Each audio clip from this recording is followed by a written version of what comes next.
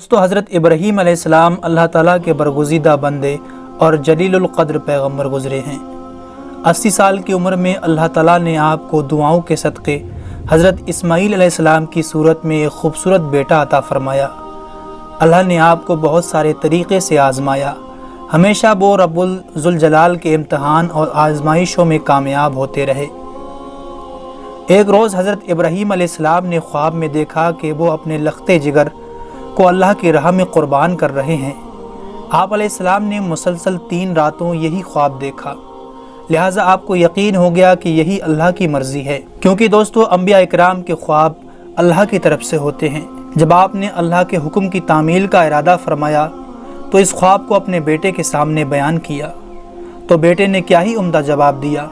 कहा कि अब्बा जान, आपको जिस चीज़ का हुक्म दिया गया है आप वो कर गुजरिए, आप इंशाअल्लाह मुझे सब्र करने वालों में से पाएंगे। बेटे के इस जवाब के बाद हज़रत इब्राहीम अलैहिस्सलाम ने अपने बेटे हज़रत इस्माईल अलैहिस्सलाम को लेकर अल्लाह की रज़ा के लिए घर से निकल पड़े। रिवायात में आता है दोस्तों कि इब्लीस ने उन्हें नाकाम बनाने की कोशिश की।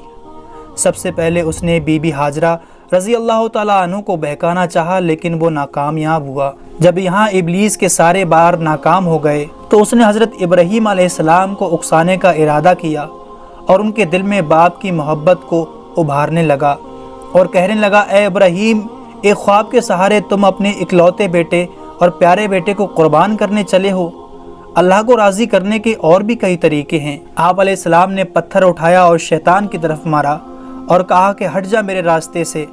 अगर मेरे पास हज़ारों इस्माईल होते तो वो भी अल्लाह की रज़ा के खातिर कुर्बान कर देता। आप अलैहिस्सलाम के इस जवाब से इब्लीस सख्त मायूस हुआ, लेकिन उसने आपको बहकाने की नाकाम कोशिश जारी रखी।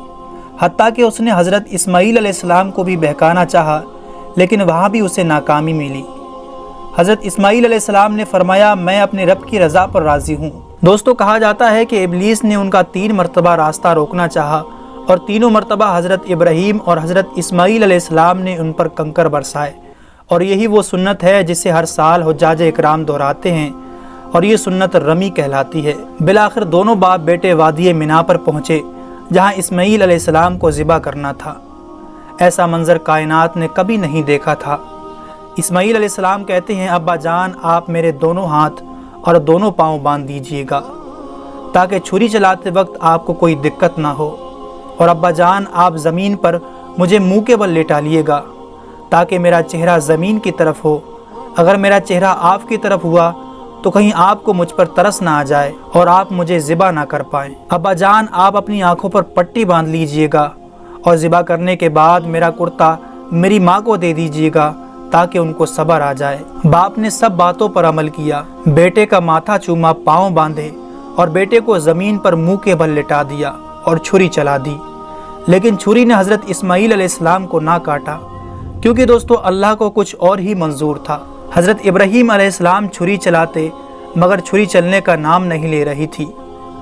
आप उस वक्त तक छुरी अपने बेटे की गर्दन पर चलाते रहे जब तक कि अल्लाह की तरफ से ये सदा ना आई, ऐ इब्राहीम, तूने ख्वाब को सच कर दिखाया। हम यूँ देते हैं बदला नेकी करने वालों को। हज़रत जिब्रील अलैहिस्सलाम जन्नत से एक मेंढा लाए और छुरी के नीचे रख दिया, और जब छुरी चल गई मगर जब आंखों से पट्टी हटाई तो क्या देखते हैं कि हज़रत इस्माईल अलैहिस्सलाम सही सलामत एक तरफ बैठे हैं और एक जानवर कुर्बान हो गया। हज़रत इब्राहीम अलैहिस्सलाम की फरमाबरदारी और इम्तिहान और आजमाइश में कामयाब होना अल्लाह को इतना पसंद आया कि क़यामत तक आने वाले तमाम मुसलमानों पर जो साहिब इस्ताअत हैं उन पर कुर्बानी को वाजिब और ज़रूरी करार दिया गया। और आज दोस्तों पूरी दुनिया के मुसलमान इस सुन्नत पर अमल करते हैं।